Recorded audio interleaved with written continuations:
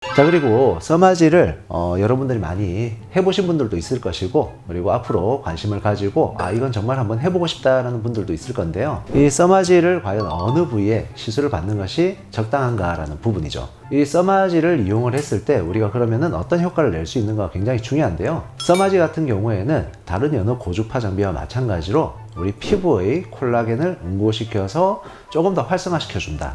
피부의 탄력과 주름을 개선시키는데 굉장한 도움이 되고, 그로 인해서 피부가 훨씬 더 환해지고 그리고 촉촉해지는 그런 현상도 가져오게 됩니다.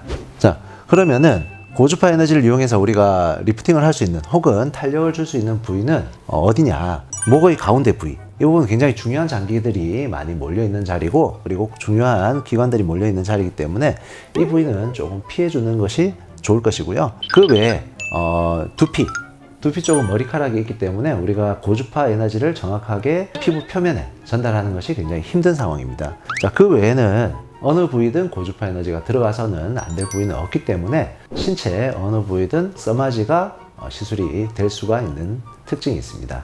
자, 써마지는 굉장히 고가의 시술이고 고가의 장비이기 때문에 어느 곳이든 받으면 좋지만 우리가 흔히 안면 부위를 전체적으로 시술하는 경우가 많습니다. 일반적으로 얼굴 전체를 시술할 때는 샷수가 작게 선택이 안 되는 관계로 예를 들어서 턱선, 광대 아니면 이마 이런 식으로 시술하기에는 굉장히 어려운 장비입니다.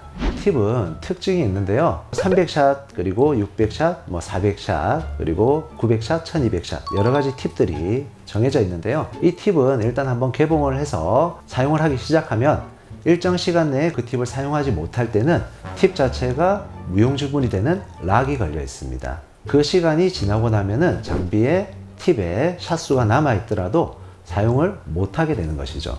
가장 작은 샷수를 이야기하는 300샷 같은 경우에는 300샷을 전체적으로 한 명한테 다 사용을 해야 되는 상황이 되고, 다만 이 300샷의 팁을 가지고 내가 특정 부위를 조금 더 효과를 주고 싶다라고 한다면은 주로 턱선이나 아니면은 팔자 아니면 입가 이런 쪽으로 해서 집중을 해서 어느 정도 시술을 해줄 수 있는 그런 부분은 선택을 할 수 있지만, 드문 이유가 앞에서 설명드린 써마지 팁의 특징 때문입니다.